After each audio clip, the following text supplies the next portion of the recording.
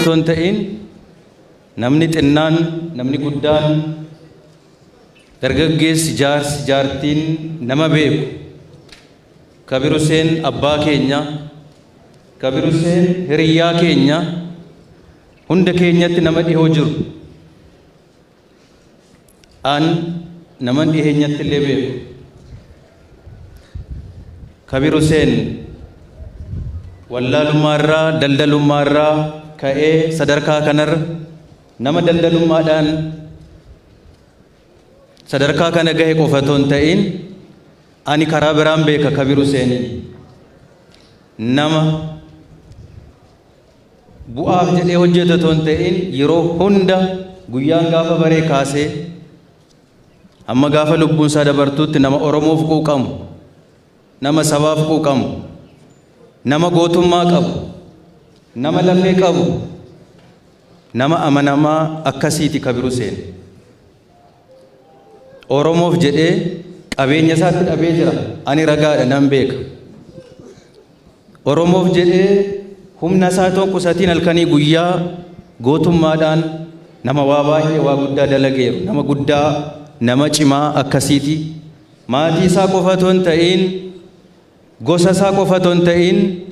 har'a Kabir Husseiniin Oromoon nama jabaa dhabde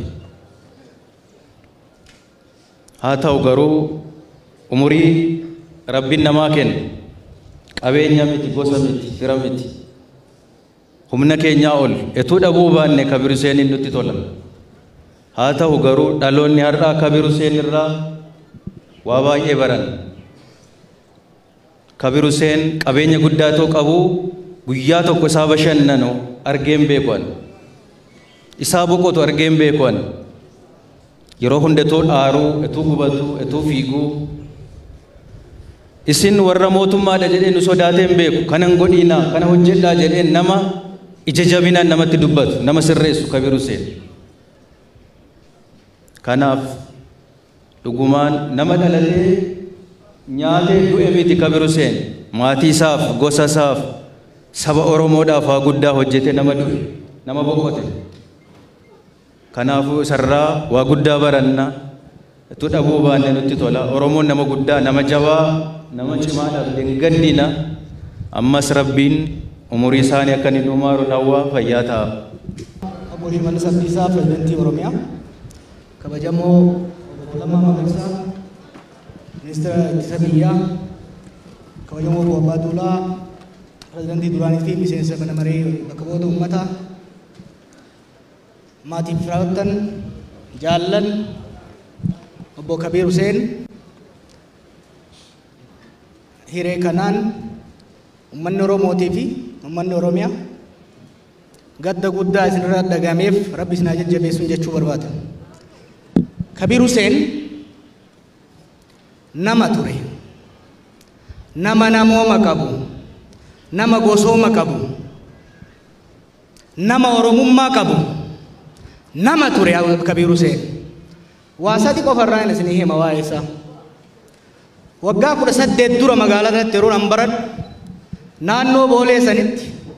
mana wayii ijaarsisaan ture lafa amma hospitaala irratti dhaabbate kana irratti namni qal'aan wayii ganamaa galgala achuma dhaabata wardiyyaan see gaaf tokkotti dhiyaadhee dubbifnaan abbaan qabeenyaa isa ta'uu yaadadhe hospitaala har'a namni ittiin maqaa isa dha'u kana bulokkeettii takka takkaan irra kaa'ee ijaare beeytu akka dureessatti hojjetaa itti ergee irraa naaf bira dhaabatee kana ragaan ba'e waggoota dheeraa dur booda Ameerikaatti waggaa ol agarru maaf kana gootee ati dureessa hojjetaa itti erguu dandeetta waan biraa hojjetuu dandeetta maaliif kana goote jennaan ani dureessa biyya alaa dhaqee wallaanamuu hin danda'a Awurooppaa Ameerikaa Eeshiyaa dhaqee wallaanamuu hin danda'a namni kiyya aantiin tiyya lafeen tiyya kaaga kiyya rabbiin hireen kenniniif qabeenyan kenniniif akka wal'aansa dhabee lubbuun isaan banneef hin xaareedha takka tan talammata yeroo diinni qeerroo teenya fixaa ture sanitti yeroo nama keenya akka shunkurtitti kitifaasan turan san keessatti yeroo namni nu baqachaa ture san keessatti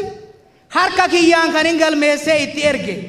qeerroo 1,330 kaffaltii tokkoon maletti wallaansiisee ture. Tana qofaa miti. Halkan tokko yoo an bilbiluufi mucaa tokko qaama hormaatarra dhaame kafincaan baafachuu hin dandeenye ofiin akka narsiititti bira taa'ee irraa baasaa ture Kabiir Hussein. Abbaa qeerroo ture jazaa guddaa nurraa qaba jechuudha. Gaafa irreecharra nama kenna fixan. Gaafa irreecharra nama kenna fixan bilbila banaan odoo an sodaadhuuf joolleen lubbuun hafte akka hin dhumne dafaa gannaa ergaa jedhin jedhe. Kabiir Hussein nama akkanaa ture. Kabiir Hussein nama akkanaa, nama guddaa, nama ummata keenyaaf waan baay'ee hojjete,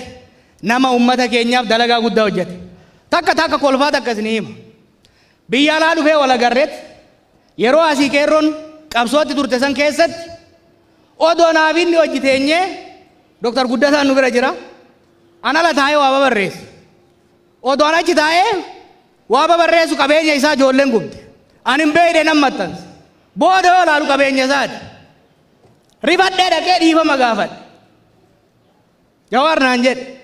ummata Oromootiif taanan qabeenya kiyyaami anu haa gubadhu naan jedhe Kabiir Hussein. Nama akkasii ture Kabiir Hussein. Nama akkasii ture Kabiir Hussein. Nama guddaa dhabne, nama dhabne, nama lafee qabu dhabne, nama dhuga qabu dhabne, nama oromummaa qabu, nama qabeenya isaa qusachuu qofa osoo hin ta'in hayyummaa isaatiin waan beekuun gaaf tokko osoo ofiin jedhin akka mukaatitti goggogee nulatnee bareennee mataa ol qabannee akka deemnuuf gootota asiin nugaan keessa waan ta'aniif Kabiir Hussein Oromiyaa fi Oromoon bara baraan yaadatti wanni handaamu ilmaan isaaniitiif maatii isaaniitiif hiriyoota isaaniitiif munni isaan dhaaban akka hin toolagne hospitaalli isaan dhaaban akka hin jeene akka hin cuqamne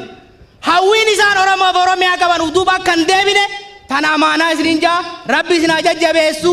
Kabiir keenya abbaa kiyya rabbi jannataan haa qananiisu Taaddasaa Birrutti haa dabalu Elemoo Qilxuutti haa dabaluun jedhanii galatooma. Kabiir Hussein Waaqoo godina Arsii aanaa Hexxosaa ganda qonnaan bulaa Gaabee jedhamtutti abbaa isaanii Waaqoo Harqaa fi harmee isaanii Kitaabee Edaanoo irraa bara 1940tti kan dhalatan yoo ta'u hamma umriin isaanii barnootaaf ga'etti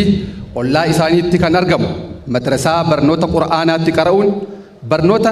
saayinsii hanga kutaa 8ffaatti iddoo dhaloota isaanii kanumatti xumuranii jiru. Gama barnoota cinaatti of utubuudhaan koofiyyaa warra